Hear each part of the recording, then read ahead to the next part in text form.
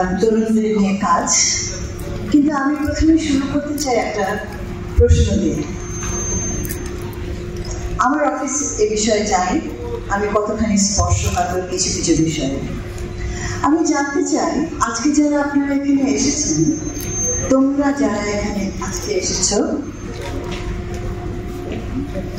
আমার প্রশ্নটাতে বিস্মিত হও না এবং আটকে ওঠো না, কিন্তু এটা আমার একটা জানার ইচ্ছে। তোমরা কজন আছো যারা আমার ধর্মের নও? আমি মুসলিম পরিবারের মেয়ে, কেউ কি আছো?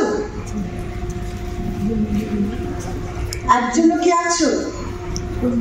হ্যাঁ, আচ্ছা। আমি তোমার কাছে কে বলতে একটু একটু দেখো তোমাকে। ও আচ্ছা, ধন্যবাদ। অস্বস্তি বোধ করবো, আমি তোমার কাছে আমার দুঃখ প্রকাশ করতে চাই। বসো। তোমরা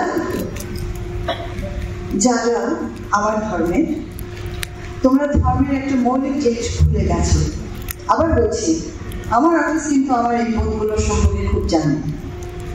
তোমরা যখন আজকে শুরু করলে, কেমন করে তোমরা 10 জনের মধ্যে 8 জন সেই দুটো মানুষের কথা ভুলে গেলে?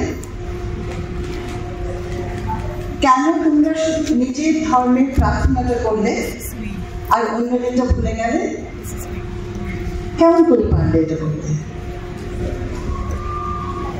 আমাকে ইসলাম যে প্রথম শিক্ষাটা দেয় সেটা হচ্ছে টু এমব্রেস, সকলকে নিয়ে চলা, সকলকে সম্মান করা এবং সকলকে গ্রহণ করা। এটাই আমার বাংলাদেশ। এই উপদেশটা না দিয়ে পারলাম না, কারণ তোমরা এখানে অনেকে আছো অল্প বয়সী।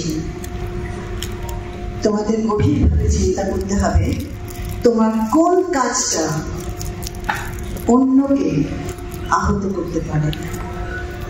সেই বোধটা যদি তোমার না তৈরি হয়, তাহলে তুমি সামাজিক কাজের জন্য প্রস্তুতি নও।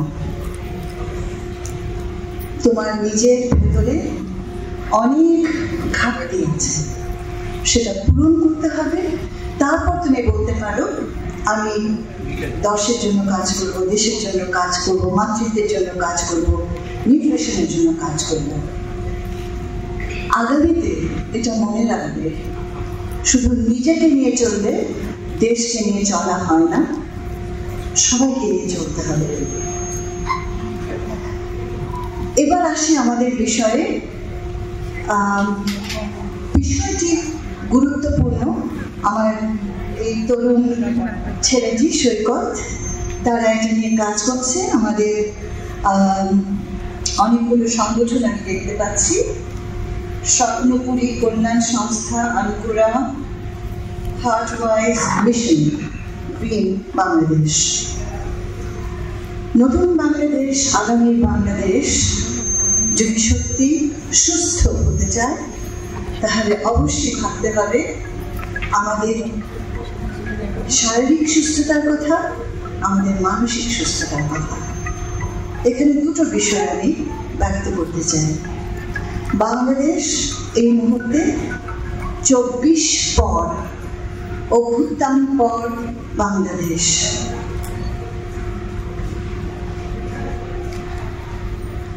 একটি অস্বাভাবিক ট্রমার মধ্যে দিয়ে গেছে। And I want to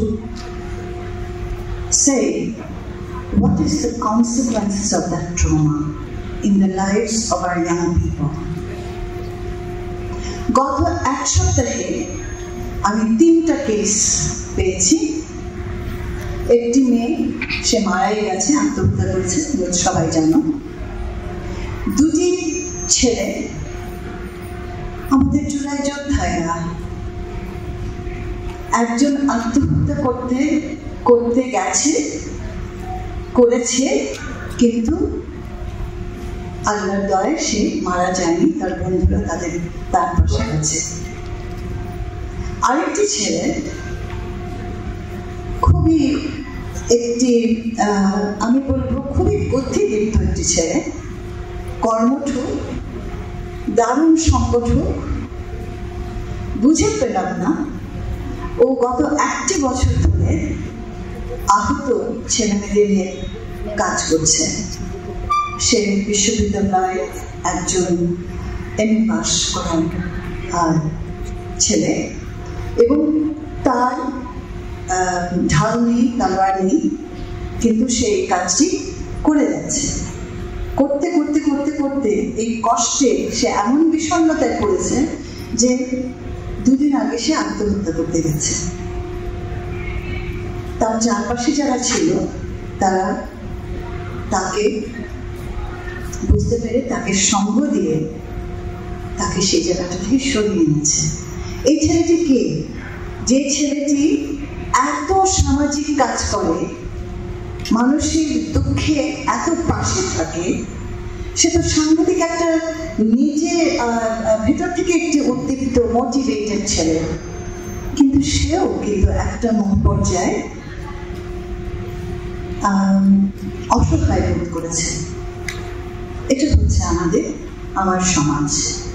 এই সমাজে তরুণদের পাশে কে আছে? আমার 24-এর যুদ্ধ,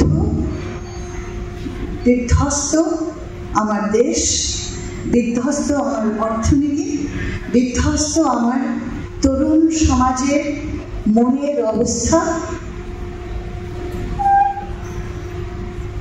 একটা ভেঙে যাওয়া দুর্নীতিগ্রস্ত সমাজ। সেই সমাজে একটা নতুন করে বাঁচার আকাঙ্ক্ষা, ইচ্ছে, একটা সুস্থ সুন্দর দেশ গড়ার আকাঙ্ক্ষা। সেই যে স্বপ্ন আমাদের 54 বছর আগে মুক্তিযুদ্ধের মধ্য দিয়ে আমরা যে স্বপ্ন দেখেছি, আমি তো সেই প্রজন্মের।